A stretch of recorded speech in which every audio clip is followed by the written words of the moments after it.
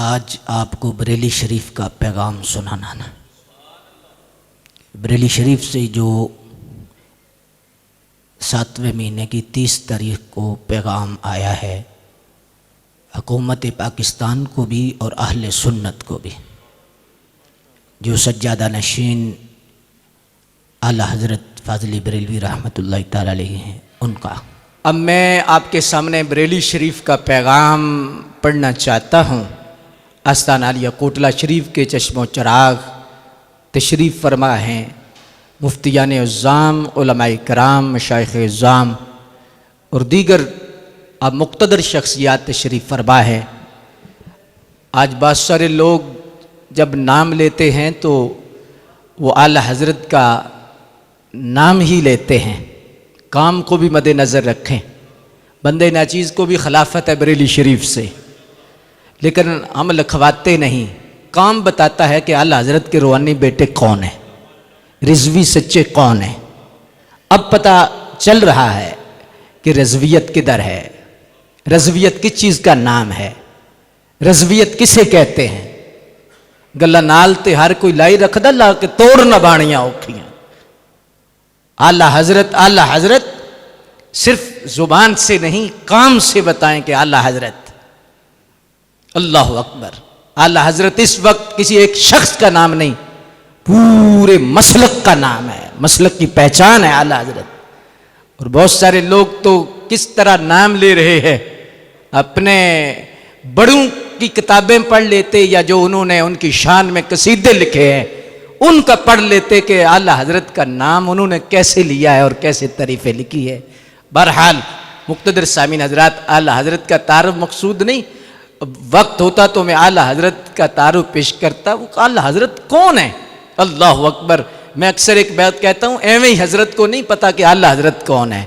اعلیٰ حضرت کو وہی اعلیٰ مانتا ہے جس کی ماں بھی اعلیٰ ہے، جس کا باپ بھی اعلیٰ ہے۔ ایک نام، ایک تاریخ، ایک حقیقت، ایک صداقت، ناقابل تردید سچائی، افاقیت سے عبارت، محسن ملت اسلامیہ، نامور فقی، عظیم المرتبت محدث، جلیل القدر عالم دین، زندگی کی عقدہ کشائی کرنے والا مدبر، رفیع المرتبت مفسر قرآن، سیدنا امام اعظم ابو حنیفہ کے فکر و تدبر کی پہچان بن کر ابھرنے والا رجل الرشید، چٹائی پر بیٹھ کر دلوں پر حکومت کرنے والا بے تاج بادشاہ، وقت کا رومی، وقت کا رازی، وقت کا غزالی، وقت کا جامی، دو قومی نظریے کے نام پر غلبہ دین حق کی خاطر جد و جہد کرنے والا وہ مرد حریت اور قادنیت، رافضیت، خارجیت، نافذیت، تفضیلیت کے لیے سیف برہانی، اور وہ امام اہل سنت، امام عاشقاں اعلیٰ حضرت فاضل بریلوی رحمۃ اللہ تعالی علیہ، جن کے مرشد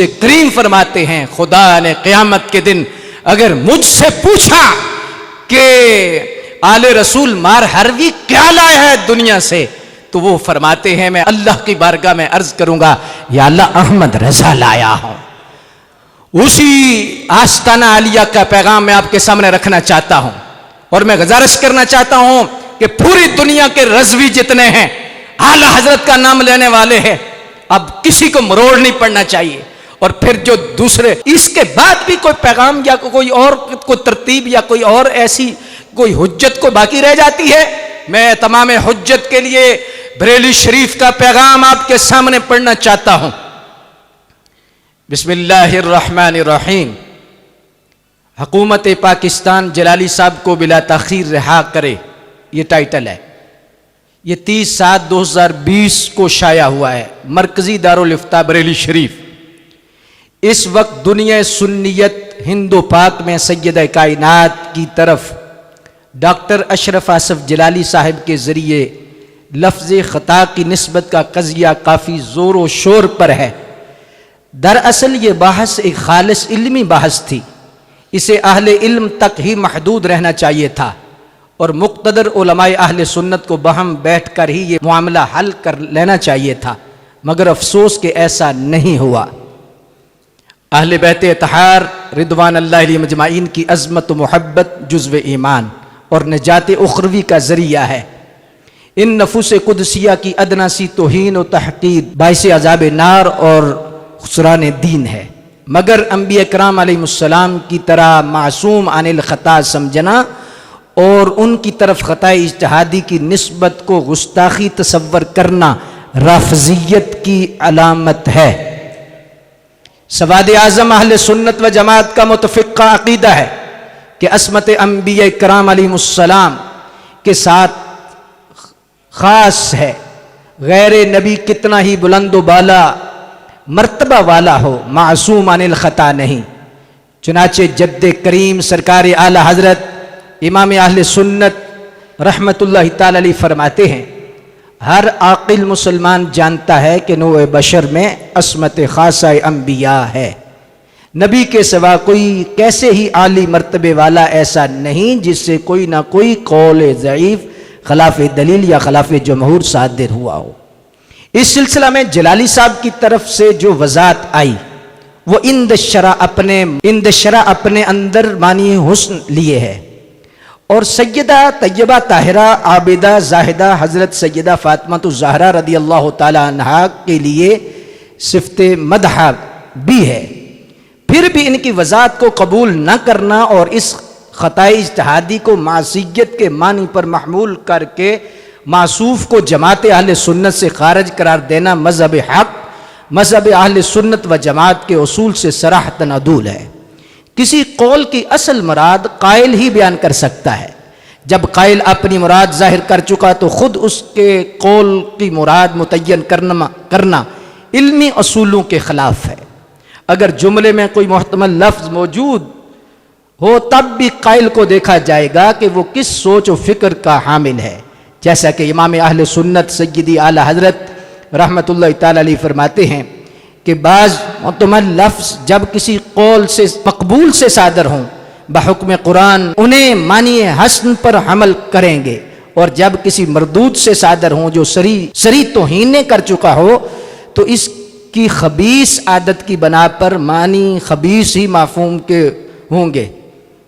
کل انا یترشح بما فی، ہر برتن سے وہی کچھ باہر آتا ہے جو اس کے اندر ہوتا ہے۔